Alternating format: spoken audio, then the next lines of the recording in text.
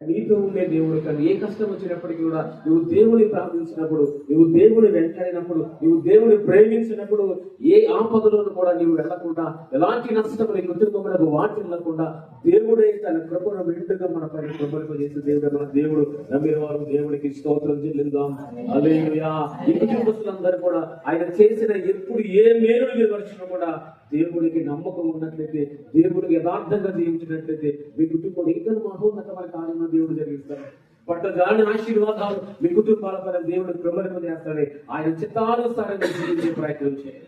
ఆయన మాట మనం వినాలి, ఆయనకు లోబడాలి. ఆయన వాక్యానుసారం మనం జీవించగలిగితే, ఆయన చిత్తానుసారం మనం జీవించగలిగితే ఎక్కడ ఎప్పుడు కూడా మీ తనను దేవుడు దించే దేవుడు కాదు. మన దేవుడు మన తనను పైకి ఎత్తేవాడు మన దేవుడు. మనం విశ్వసించాలి, నమ్మాలి, ఆయనతో ఉండాలి, సహవాసం ఉండాలి. ప్రార్థన జీవితం విడిచిపెట్టకుండా ప్రతి దినము ప్రతి క్షణము కూడా ప్రభు వారి యొక్క నామ స్మరణ మనం చేస్తుంటున్నప్పుడు, ఆయన నామాలను కీర్తిస్తున్నప్పుడు తప్పకుండా ప్రభు నేను ఎప్పుడు కూడా చెయ్యి విడిచిపెట్టకుండా నీ కుటుంబకులకు నిత్యమైన తోడుగా ఉంటాడు సంగతిని పరిశుద్ధాత్ముడు మనకి జ్ఞాపకం చేస్తూ ఉంటున్నాడండి. దేవుడికి మహిమ కలుగులుగాక, దేవుడికి స్తోత్రం కలుగులుగాక.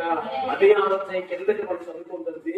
మనం ఏం చేస్తే దేవుడు చేసిన వేదన మర్చిపోకుండా ఉండాలని ఆలోచన వచ్చేటప్పటికి నేను నేను మీకు ఆజ్ఞాపించు ఈ మాటల హృదయంలో ఉండవు, నీవు నీ కుమారులకు వాటి